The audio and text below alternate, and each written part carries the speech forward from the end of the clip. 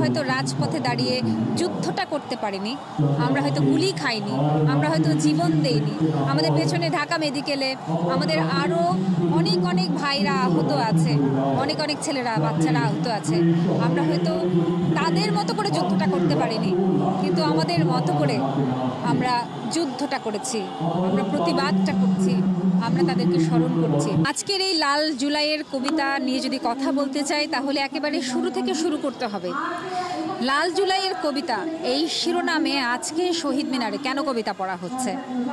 আমরা যারা বৈষম্য বিরোধী ছাত্র আন্দোলনকে সাপোর্ট করি, যারা বাংলাদেশের এই গণহত্যাটাকে নিজ চোখে দেখেছি এবং জেনেছি যে ইতিহাসের সর্বকালের সবচেয়ে বড় গণহত্যার প্রত্যক্ষদর্শী আমরা, তারা ভেবেছি যে জুলাই 30 কিংবা 31-এ নয় 36-এ গিয়ে শেষ হয়েছে, সেই জুলাইকে আমরা ভুলে যেতে দেব না।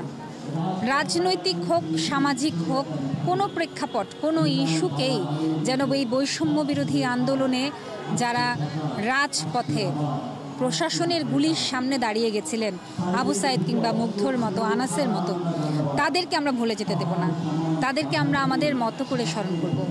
আমরা কবিতা পাঠ করতে পারি, আমরা আবৃত্তি করতে পারি, আমরা যা পারি তাই দিয়েই এই শহীদদেরকে স্মরণ করতে চাই। প্রথমে আমরা ভেবেছিলাম যে আমরা যে কোনো জায়গায় দাঁড়িয়ে কবিতা পড়ব, সেটা রাস্তায় যে কোনো জায়গায়, যে কোনোখানে আমরা 5 জন 10 জন যাই পারি আমরা তাই পড়ব। কিন্তু আমরা যখন সামাজিক যোগাযোগ মাধ্যমে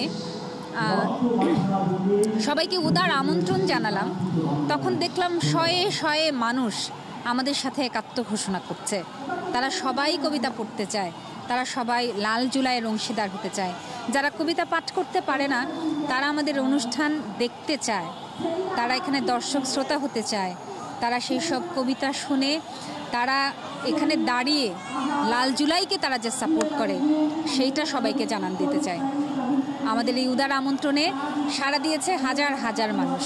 পুরো শহীদ মিনার প্রাঙ্গণ একেবারে লোকে লোকারণ্য।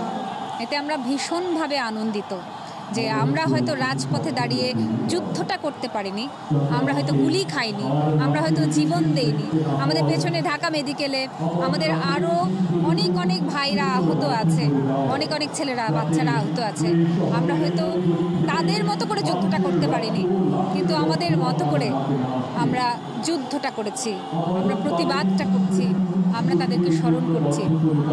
সেই সাথে আহত নিহতদের পরিবার, তাদের বাবা মা যারা তাদের কলিজার টুকরাকে হারিয়েছেন, তাদের প্রতি শ্রদ্ধায় আমরা নত হয়ে যেতে চাই।